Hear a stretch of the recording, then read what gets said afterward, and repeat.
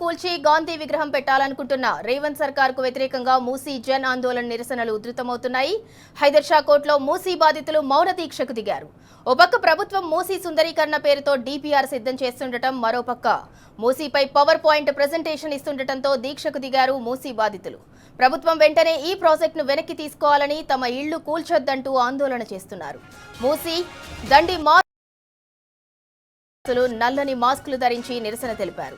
Revanth Reddy power point presentation కు వ్యతిరేకంగా Sairam Nagar colony బాధితులు ఆందోళన చేస్తున్నారు. అటు మూసీ జన ఆందోళన కమిటీ ప్రతినిధులు, వివిధ బస్తీలు, గేటెడ్ కమ్యూనిటీల నిర్వాసితులు మాజీ మంత్రి BRS deputy floor leader Harish రావును కలిశారు.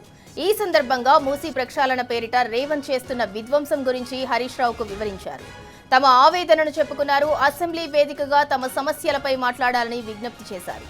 ఎవరు భయపడవద్దని, పోరాటానికి బీఆర్ఎస్ అండగా ఉంటుందని హరీష్ రావు వారికి భరోసా ఇచ్చారు. అసెంబ్లీ వేదికగా ఎండగడతామని, బాధితుల పక్షాన ప్రభుత్వాన్ని నిలదీస్తామని హామీనిచ్చారు.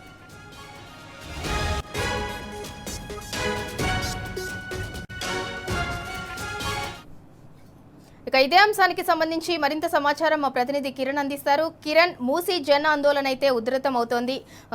మరోపక్క సీఎం పీపీటీ ఆపేయాలని కూడా వారు డిమాండ్ చేస్తున్నారు. మరోపక్క మాజీ మంత్రి ఎమ్మెల్యే హరీష్ రావు గారిని అయితే వాళ్ళు కలవటం జరిగింది. అసెంబ్లీలో మీరు మా సమస్యపై పోరాడాలి అని చెప్పి బాధితులంతా కూడా డిమాండ్ చేశారు.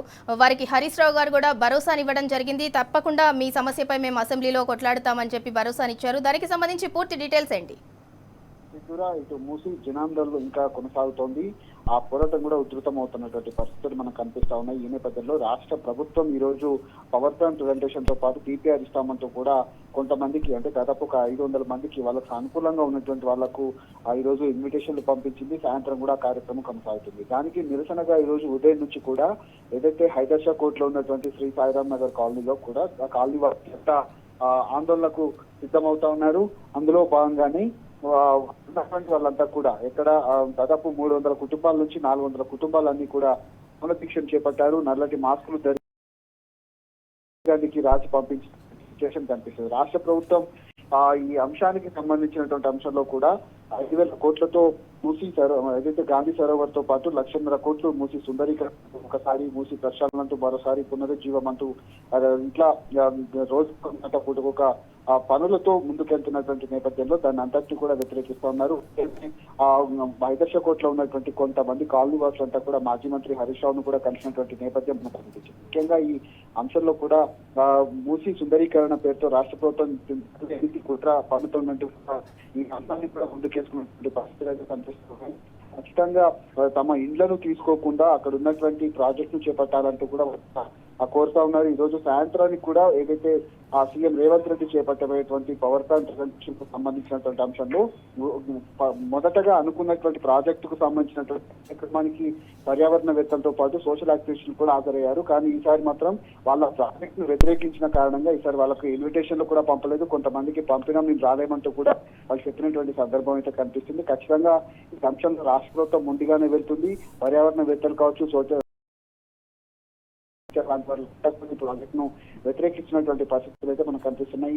దీనిపైన రాష్ట్ర ప్రభుత్వం ఏ విధంగా ముందుకెళ్తుంది, ఇటు అసెంబ్లీలో కూడా ఖచ్చితంగా ఈ అంశాన్ని లేవనెత్తి ప్రజల తరఫున కూడా మాజీ మంత్రి హరీష్ రావుతో పాటు బీఆర్ఎస్ వర్కింగ్ ప్రెసిడెంట్ కేటీఆర్ కూడా ధీమా వ్యక్తం చేశారు. ఖచ్చితంగా ఆ అంశాన్ని ముందుకు తీసుకెళ్లి ఖచ్చితంగా రాష్ట్ర ప్రభుత్వానికి వ్యతిరేకంగా ఏదైతే ఆ ప్రాజెక్ట్ కు వ్యతిరేకంగా కాకపోయినప్పటికీ పేదల ఇండ్లు కూల్చేందుకు రాష్ట్ర ప్రభుత్వం కుట్రలు చేస్తుంది. దాన్ని ఖచ్చితంగా అడ్డుకుంటామని కూడా జారీ చేశారు. ఈ రోజు సాయంత్రం జరిగేటువంటి కార్యక్రమానికి కూడా కొంత నిరసన సెగ అయితే కలిగినట్టుగా మనం అయితే అర్థం చేసుకోవచ్చు.